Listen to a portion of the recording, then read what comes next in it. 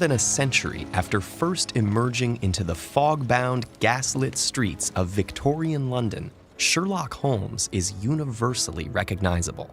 Even his wardrobe and accessories are iconic. The Inverness cape, deerstalker hat, and calabash pipe.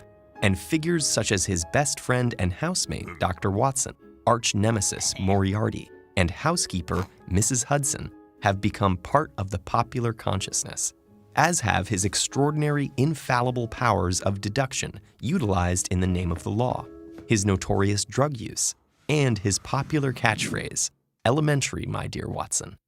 And yet many of these most recognizable features of Holmes don't appear in Arthur Conan Doyle's original stories. Doyle's great detective solves crimes in all sorts of ways, not just using deduction.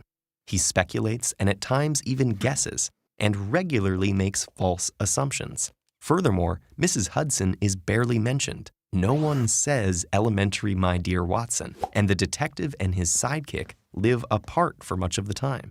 Moriarty, the grand villain, only appears in 2 stories. The detective's drug use is infrequent after the first 2 novels, and Holmes is rarely in thrall to the English legal system. He much prefers enacting his own form of natural justice to sticking to the letter of the law. Finally, many of the most iconic elements of the Holmesian legend aren't Doyle's either. The deerstalker cap and cape were first imagined by Sidney Paget, the story's initial illustrator. The curved pipe was chosen by American actor William Gillette, so that audiences could more clearly see his face on stage. And the phrase "Elementary, my dear Watson" was coined by author and humorist P.G. Wodehouse.